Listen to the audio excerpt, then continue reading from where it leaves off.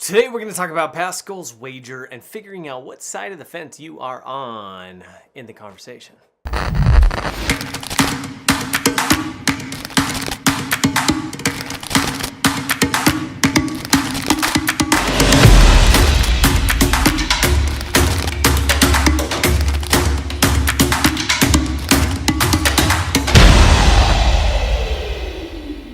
What's up, everybody? This is Josh from Practical Theism.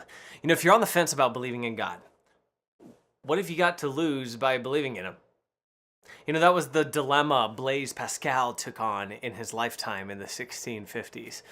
In his intellectual studies, Pascal offered a very practical reason for believing in God. It's pretty interesting.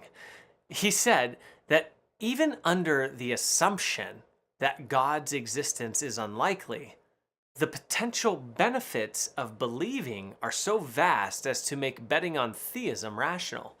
So, his solution to the dilemma for people who are on the fence about staking their claim in God's existence is, what do you gain and what do you lose by believing or not believing in God? For example, if you say you don't believe in God, what do you gain? Maybe some sort of freedoms that you would lose if you were a believer because of the demands of Christianity. Maybe the freedom to say that there is no morality, thereby omitting yourself from some sort of moral code or conduct. Maybe you gain the ability to never engage in questions about religion again in your life. Also, what do you lose, though, if you don't believe? Perhaps you lose the journey of seeking answers to pressing questions on your mind about your existence or the existence of the universe. You lose the opportunity for eternal life that Christianity claims. What about if you do believe? What do you gain? Eternal life with God in heaven? Community? Forgiveness of sins? Answers to life's pressing questions? What do you lose? Freedom to do whatever you want, whenever you want, however you want. Freedom from the responsibility of the decisions you make. Perhaps. Possible. Side note here, whether you believe in God or not, you are never fully free to do whatever you want, whenever you want. Just look at traffic laws, municipal laws, treaty agreements, government, even your own relationships. It's very blatant that you can't do whatever you want, whenever you want. And look at your parents, your spouse, your girlfriend. Now, we'll get into freedom in another video. I think it's a really interesting topic on and of itself because I think it's really fascinating. So, Blaise, can I call him Blaise? Old Blaisey. Old Blaisey argues that if we do not know whether God exists, then we should play it safe rather than risk being sorry. The argument comes from three versions, all of them employing what is known as decision theory. Now, effectively, what he is doing as a career French philosopher, scientist, and mathematician, and probability theorist is he is employing basic statistics to the idea of belief. Now, I'm not advocating here that his wager is the only way one can rationally get to the belief in God, but it is a way to accept belief in God to see what happens. Kind of like a fake it till you make it type of belief. You have nothing to lose, but try it, and God's grace, if you are open to it, will flood you, right? You know, the statistical feature old Blaisey employs is probability. Decision theory goes like this. A given action is associated with a set of possible outcomes. Now, each outcome has a certain value or utility.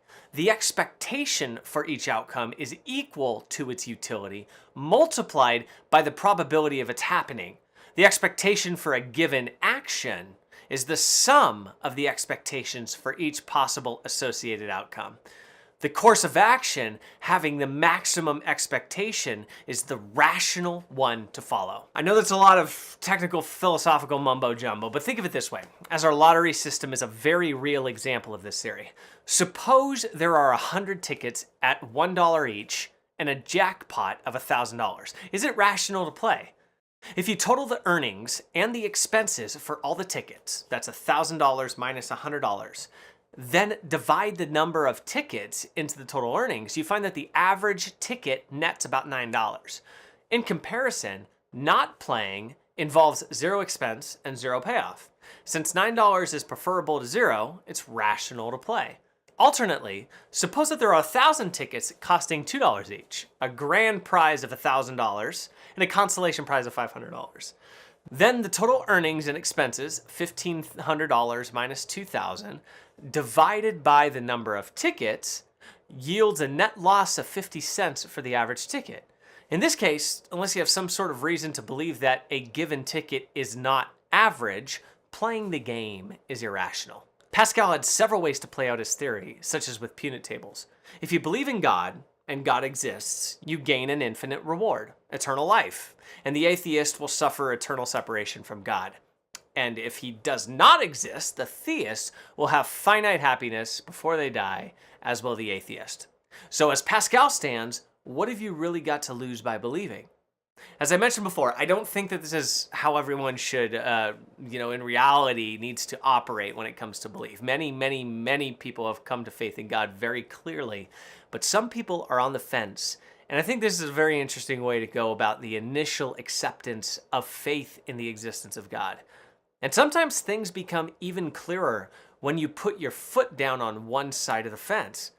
Augustine talks about this idea of faith seeking understanding. You may not fully understand the faith that you're professing, but it's constantly seeking understanding. I remember when I first started my journey, I put my foot down on the resolve that I was going to go wherever I saw the truth leading me, as I evaluated the truth claims on both sides of the argument, even if that meant leading me to atheism.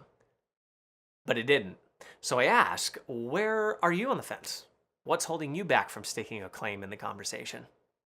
And if you haven't already, hit that like button, pound that subscribe button so you can get more of this awesome content. And from all of us here at Practical Theism, all of us, it's always funny to me to say all of us, it's just me. From all of us here at Practical Theism, we'll catch you next time.